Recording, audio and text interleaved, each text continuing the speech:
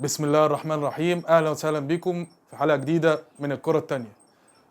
مفيش لعب خالص، مفيش اداء خالص. هو ايه القرف اللي احنا شفناه ده مفيش اي حاجه خالص.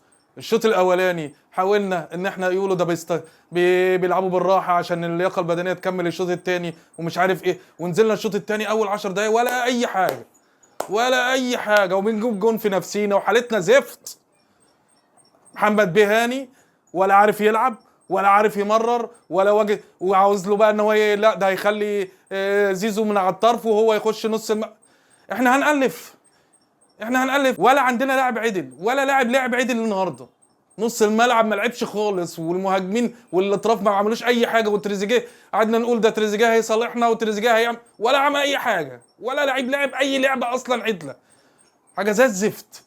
والتغييرات نزل لي محمد بيه قفشه اللي مش عارف يلمسها اصلا، بيجري وبيتكعبل في رجل الكوره، يبقى يا مسابق الكوره يا الكوره سابقاه، مش عارفين ولا عارف اللي هو يقف فين ولا هيرجع فين ولا هيقف مع مين، حاجه زي الزفت.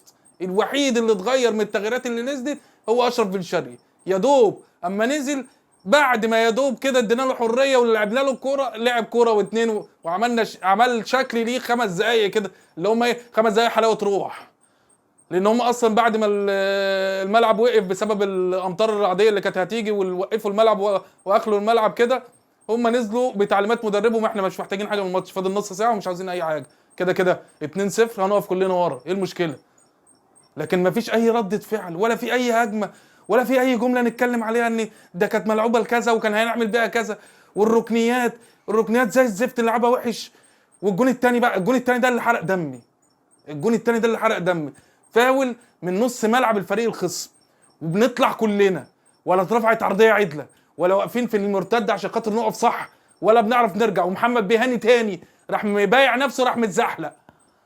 حاجه قرف والله العظيم، اقسم بالله حاجه قرف. شفنا ماتش قرف.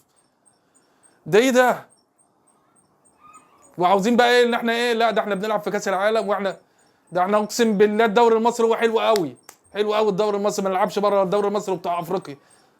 ده ما فيش مستوى خالص، وما فيش لعيبه بتلعب يا راجل، بلا قرف ايه ده ما فيش لعيبه بتلعب. والتغييرات ينزل قفشه بيه اللي ما بيعرفش يلعبها، وينزل حسين الشحات اللي قرفنا الماتش اللي فات، وينزل جراديشار شكله بيعرف يجري، بس ايه هنفضل نجري بس في الملعب، ما بنعملش مش بهدف، ولا عارفين احنا الكوره بنلعبها لمين، ولا هنبدا الهجمه فين، ونيجي عاوزين. طب احنا في اخر 10 دقايق دول ما لعبناش ولا كوره عرضيه عاليه جوه ال 18، ولا كوره جوه ال 18. هنجيب جول ازاي؟ احنا هنجيب جول بالبركه؟ يمكن ربنا يكرم يحطها في نفسيهم زي ما احنا بنحطها في نفسنا. ده ايه ده اللعب ده؟ طب والله العظيم كده ما ينفع كده، ما فيش مشكله كده، خلاص كده حلو ماتش بورتو حلو، مبروك عليكم، والعبوا بقى بالاحتياطي بقى ونتغلب 2 كمان ونروح كده، حلو عليكم، احنا رحنا كاس العالم وهيصنا واحتفلنا رحنا كاس العالم، حلو قوي كده.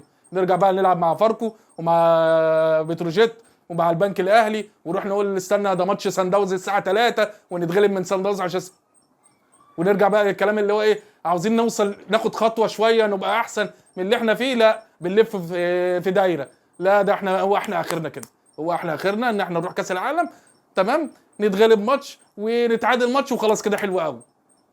لكن ما في... انت عارف هم لو لعبوا باداء، يعني لو حسيت ان هم حاولوا، ده لغايه الدقيقه 90 مفيش، وبنحضر من ورا ومش عارفين نلاقي مين اللي هياخدها. يا راجل ده الراجل اللي لسه جاي ما كملش شهر مع الفريق، محمد علي بن رمضان، كان بيجري وعنده حميه عن الباقيين اللعيبه الموظفين اللي موجودين في الملعب. موظفين والله، مجدي قفشه وحسين الشحات دول موظفين عشان عاوزين مرتب اخر الشهر، ولا في فنيات نتكلم عنها ولا في اي شيء. حسبي الله ونعم الوكيل.